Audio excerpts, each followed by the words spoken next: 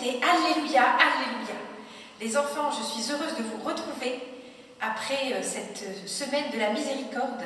Aujourd'hui, nous sommes dans la deuxième semaine de Pâques et c'est donc toujours la joie du ressuscité qui nous habite. J'espère que vous allez tous bien et que votre confinement continue de bien se passer. Aujourd'hui, les enfants, je voudrais vous parler d'une chose merveilleuse que le Seigneur nous a donnée avant de rejoindre son Père au ciel. Il nous a laissé quelque chose d'immense, un cadeau, le cadeau de la vie surnaturelle. Et ce cadeau, eh bien, il se manifeste à travers les sacrements. Est-ce que vous savez, les enfants, combien il y a de sacrements? Ah, j'entends déjà certaines de vos voix me dire « Oui, je sais !» Eh bien oui, vous avez raison, il y a 7 sacrements. 7, c'est le chiffre parfait, parce que tout ce que fait Dieu, il le fait parfaitement. Il a créé le monde en 7 jours et il nous a donné 7 sacrements.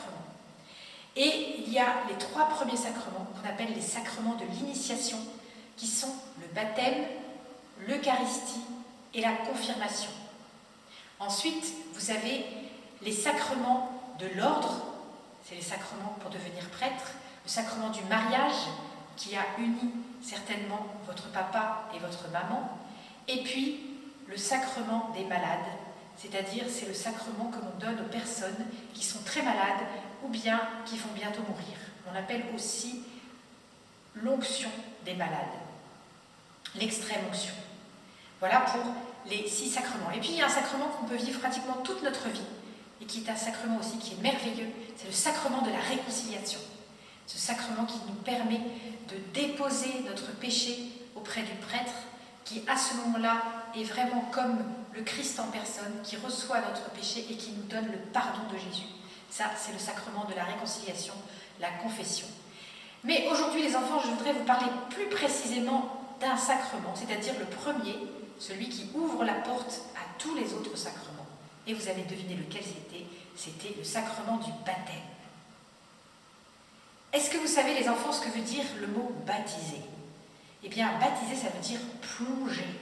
Quand on est baptisé, on est plongé. Vous voyez bien que quand vous avez été baptisé, vous l'avez vu sur des photos, ou bien vous avez assisté au baptême d'un frère ou d'une sœur, ou d'un ami, d'un cousin, vous avez pu voir que le bébé a été plongé dans l'eau.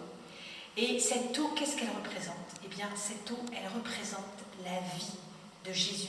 L'eau, c'est la vie. Et quand on est plongé dans l'eau, eh bien, on est plongé dans sa mort, et quand on sort de l'eau, on est plongé dans sa résurrection. Et donc, le baptême, qu'est-ce que fait le baptême, les enfants? Le baptême nous donne la vie du Christ ressuscité. Nous avons fêté cette vie à Pâques. Eh bien, avant de partir vers son Père, le Christ va dire à ses apôtres « Allez, et de toutes les nations, faites des disciples, baptisez-les au nom du Père et du Fils et du Saint-Esprit. » Et voilà ce que Jésus nous a donné et nous a demandé de faire. Il nous a demandé de faire en sorte que le plus grand nombre sur la terre soit baptisé. Pourquoi, les enfants? Parce que quand on est baptisé, on devient enfant de Dieu. Vous savez, quand vous êtes né, eh bien, vous êtes né de l'amour de votre papa et de votre maman. Votre papa et votre maman se sont aimés très fort. Et cet amour a donné naissance à un enfant. Et à partir du moment où vous avez été présent dans le ventre de votre maman, au même moment où vous avez été conçu, Dieu a insufflé sa vie, son souffle, qui a fait que vous avez pu exister, respirer. Eh bien, quand vous êtes né, vous étiez l'enfant de votre papa et de votre maman.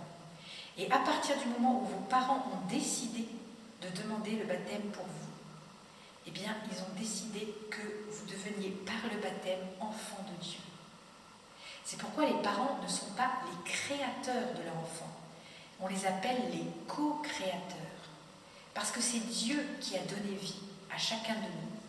Et donc demander le baptême pour son enfant, c'est rendre à Dieu ce qui lui est dû, c'est-à-dire sa création, son enfant. Et voilà que nous sommes devenus enfants de Dieu par le baptême. Et ça mérite une immense fête, les enfants. Et d'ailleurs, vous verrez tout à l'heure, dans votre atelier, vous allez travailler sur votre baptême. Et vous aurez pour cela à faire quelque chose de particulier. Et j'espère que tout le monde réussira à le faire. Mais je ne vais pas vous le dire pour que ça reste la surprise. Alors, que se passe-t-il au baptême, les enfants? Une chose qui est tellement belle. On reçoit la lumière du Christ ressuscité. Et cette lumière, elle nous est transmise par un signe. Un signe, c'est quelque chose que le Seigneur a choisi d'utiliser dans ses sacrements, quelque chose de très naturel. Ça peut être de la lumière, ça peut être de l'eau, ça peut être du pain. Ce sont des choses toutes simples, des signes visibles qu'on peut voir, qu'on peut toucher, et qui nous disent un secret de Dieu, quelque chose d'invisible, de grand, d'immense, de tellement grand, qu'on a besoin d'un signe tout simple pour entrer dans ce mystère. Et voilà, le cierge pascal qu'on allume à Pâques, eh bien, il est un signe, vous voyez, de quelque chose d'invisible. Qu'est-ce que vous voyez quand vous regardez ce cierge? Vous voyez de la lumière, vous voyez une simple bougie, un peu ornée, un peu décorée. Mais en fait, cette bougie représente quelqu'un. Ce cierge représente le Christ. Il représente Jésus. C'est pour ça que quand vous entrez dans une église et que vous verrez le cierge pascal, vous pourrez avoir le cœur en fête, le cœur en joie, parce que vous dites, oh, c'est Jésus qui est représenté. C'est le Christ ressuscité. Et vous savez que Jésus est venu sur la terre. Il nous a aimés. Cette lumière que nous attendions, le peuple qui marchait dans les ténèbres, a vu se lever une grande lumière. C'était l'attente de Jésus. Et quand Jésus est venu sur la terre, eh bien, la terre a été éclairée de sa lumière puisqu'il est lui-même la lumière du monde. Et puis un jour, Jésus est mort.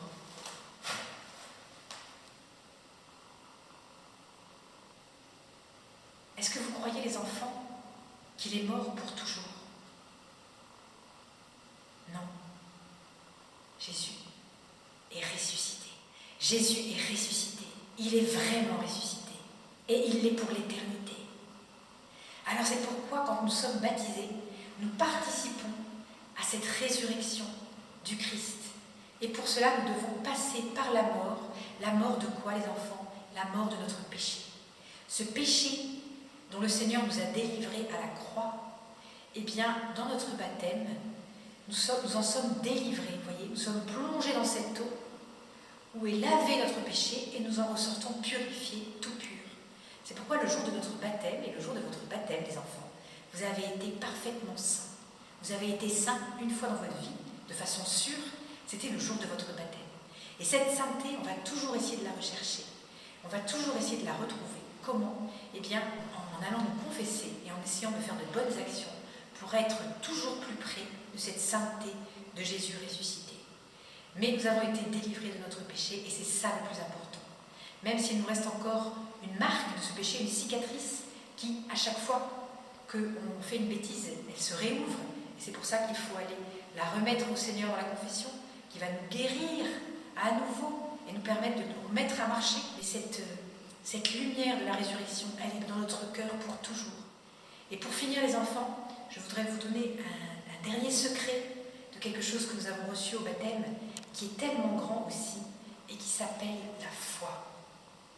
Vous savez, à un moment donné, le prêtre a dit à vos parents, alors que vous étiez dans leurs bras, il a dit, chers parents, que demandez-vous pour votre enfant? Et vous savez ce qu'ont répondu vos parents?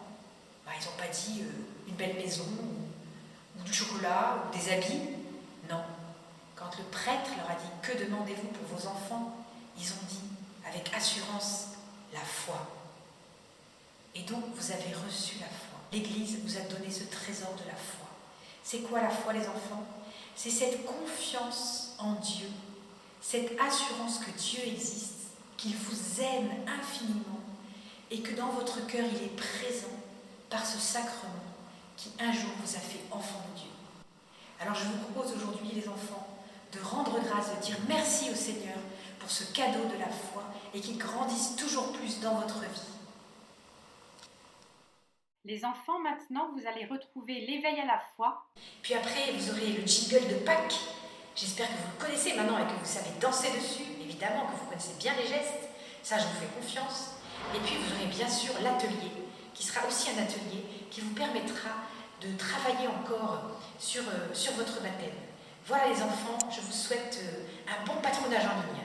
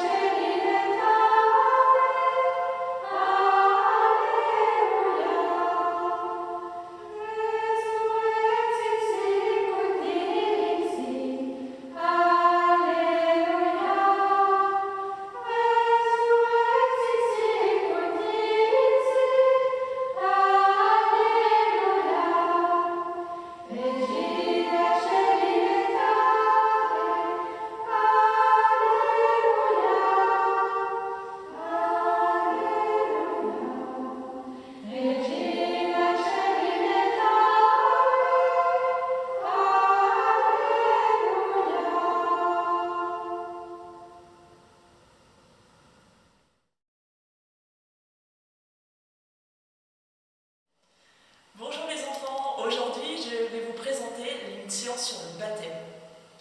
On se rappelle que le bon pasteur a donné sa vie pour ses brebis, mais que ce bon pasteur est ressuscité et qu'il est vivant pour toujours. Et ça, on peut le voir à la lumière du cierge pascal qu'on allume la nuit de Pâques.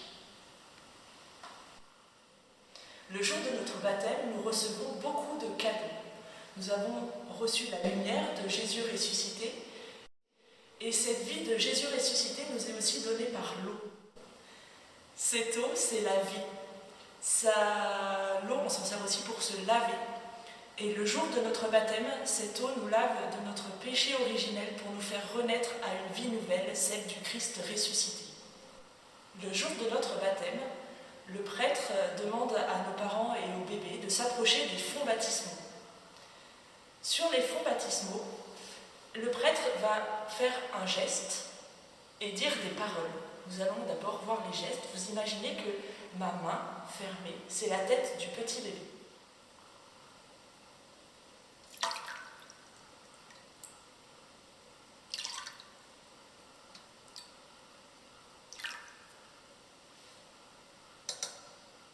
Je vais refaire le geste que le prêtre fait.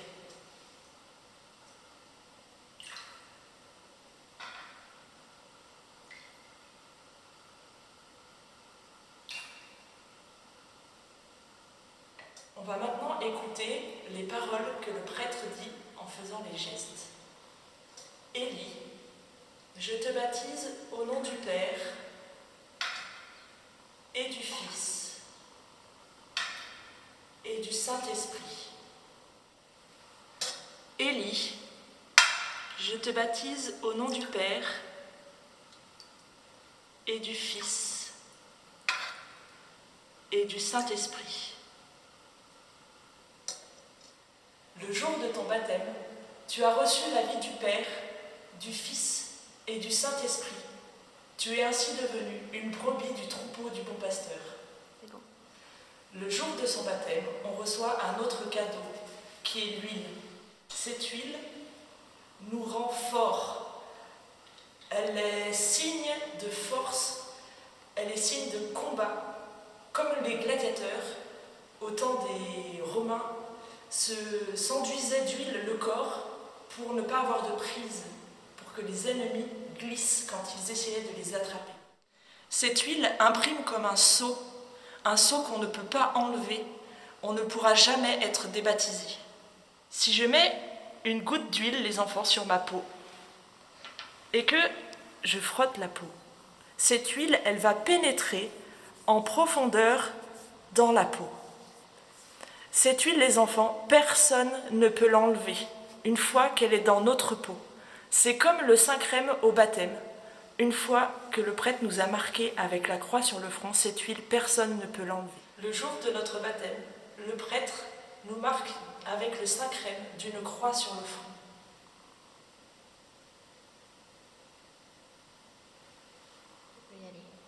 Le plus grand des cadeaux reçus le jour de votre baptême, c'est que vous apparteniez à la grande famille de Dieu, au troupeau du bon pasteur pour toujours. Tu es devenu enfant de Dieu et frère de Jésus, alléluia. Tu es devenu enfant de Dieu et sœur de Jésus.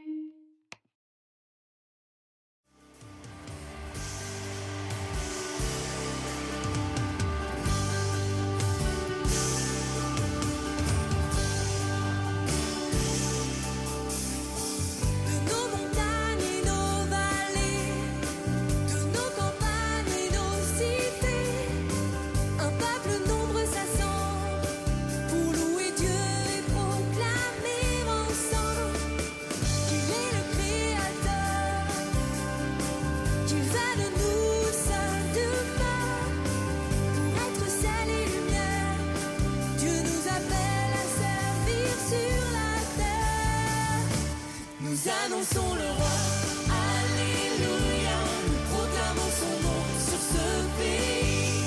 Nous célébrons sa gloire, nous chantons sa victoire, et nous vivons des dons de son esprit.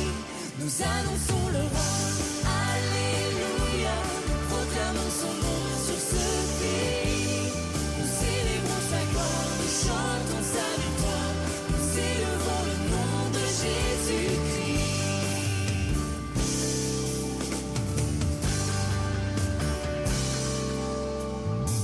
Le roi rassemble son armée, l'ennemi tremble sous ses pieds. La victoire est assurée si nous marchons unis à ses côtés. La foi est notre bouclier et sa parole est notre épée. Ses armes nous sont données pour tenir ferme et pour tout surmonter. Nous annonçons le roi, alléluia, nous proclamons son nom sur ce pays. Nous célébrons sa gloire, nous chantons sa victoire, et nous vivons les dons de son esprit. Nous annonçons le roi, alléluia, nous proclamons son nom sur ce pays. Nous célébrons sa gloire, nous chantons sa victoire, nous élevons le nom de Jésus-Christ.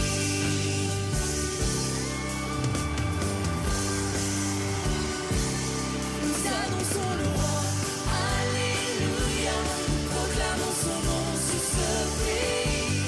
Nous célébrons sa gloire, nous chantons sa victoire, et nous vivons les dons de son esprit.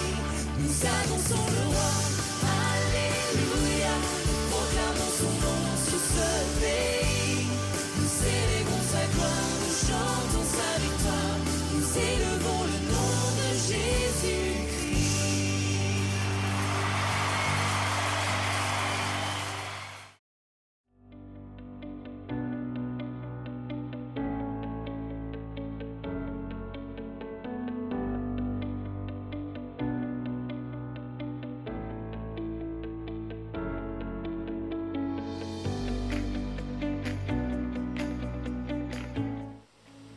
Bonjour les enfants. Aujourd'hui, je vous propose de réaliser la carte de votre baptême.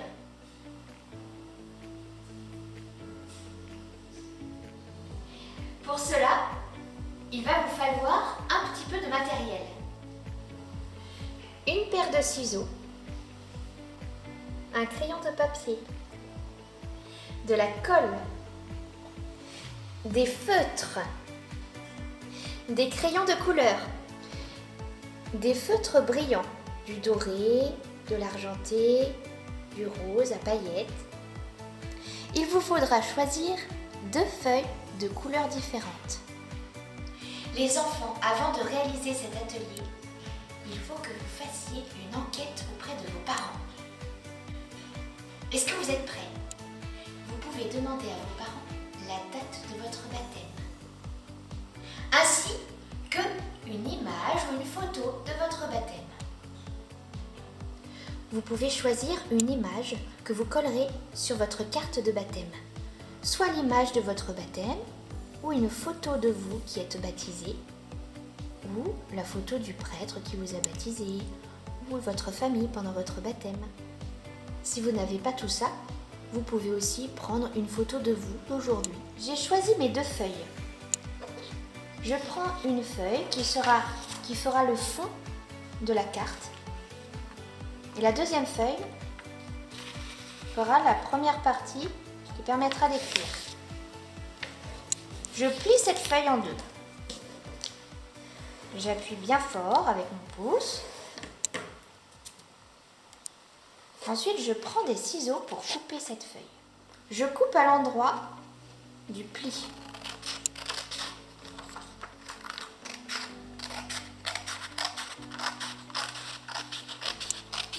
Je colle la feuille.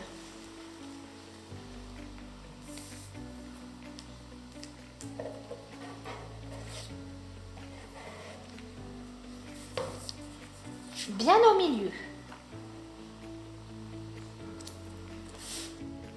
Maintenant, avec un crayon de bois, je vais écrire mon prénom, baptiser la date, et ensuite le prénom de mon parrain et le prénom de ma marraine.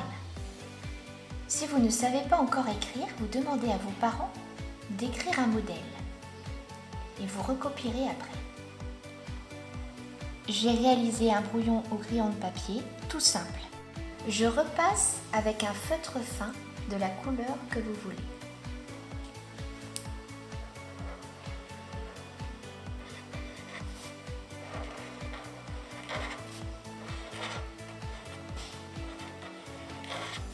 Pour la date, vous pouvez utiliser un feutre brillant. Un jaune par exemple, un brillant, comme la lumière de la résurrection. Une lettrine, c'est une majuscule décorée. Je vais décorer la majuscule comme s'il y avait une belle branche de fleurs autour de la lettre.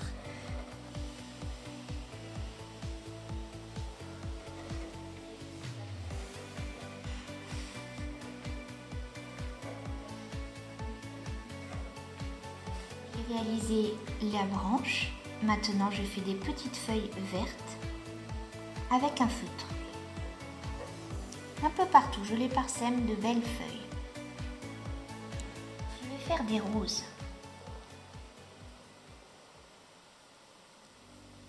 Pour faire la rose, je fais plein de petits points comme ça.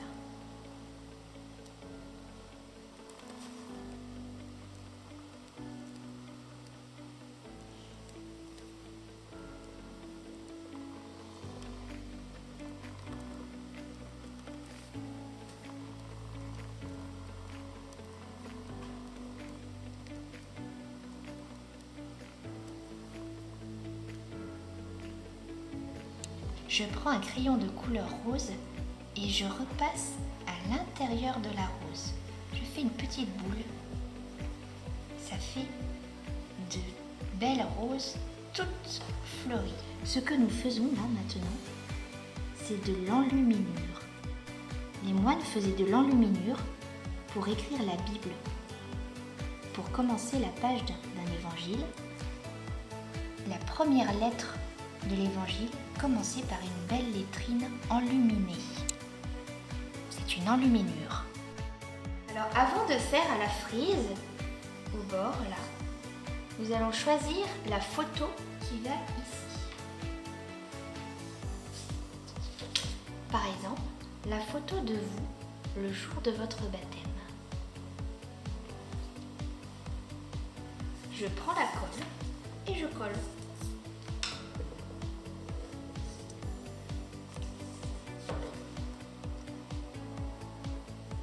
Le jour de notre baptême, nous avons reçu la vie nouvelle, la vie de Dieu.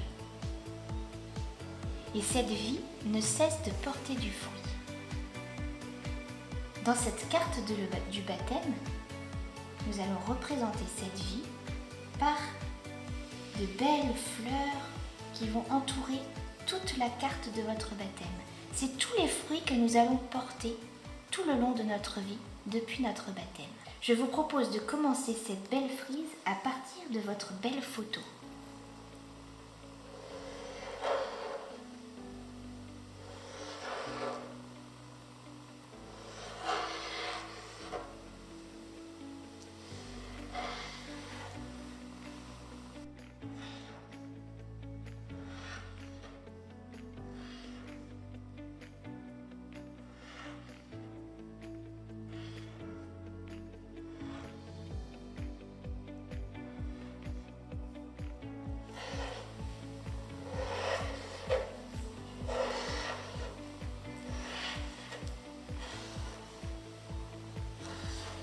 Votre branche de vie est faite. Ensuite, nous allons faire des petites feuilles tout le long de cette branche.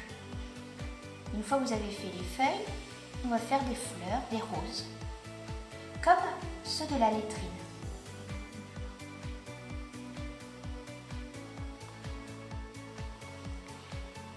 Je n'ai pas mis les épines parce que le baptême a transformé mes épines en belles roses.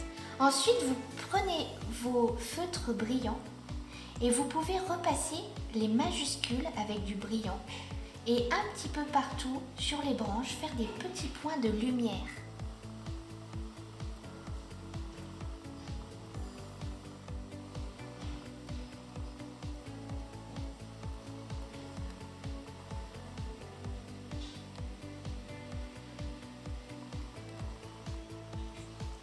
Et voilà les enfants, vous avez réalisé votre carte de baptême. Les enfants, la carte de votre baptême, vous pouvez la déposer dans votre coin prière, dans votre chambre ou dans le coin prière de famille. Et chaque année, vous pourrez fêter l'anniversaire de votre baptême. Au revoir les enfants, à bientôt. Les enfants, j'espère que vous avez passé un heureux temps en travaillant un peu sur votre baptême. Et je me réjouis que vous ayez fait votre carte avec la date de votre baptême. Comme ça, maintenant, vous pourrez fêter l'anniversaire de votre baptême avec autant de bougies qu'il y aura d'années où vous aurez été baptisés. Et je vous souhaite donc de revivre cette joie d'avoir été enfant de Dieu, et particulièrement pendant ce temps de Pâques qui nous donne, vous savez, comme on l'a fait à la veillée pascale, même si on l'a passé cette année dans nos maisons, mais on a renouvelé les promesses de notre baptême. Eh bien, je vous souhaite de renouveler les promesses de votre baptême et de toujours remercier le Seigneur pour ce grand don de la foi. Voilà les enfants, et je vous dis à la prochaine fois pour de nouvelles aventures.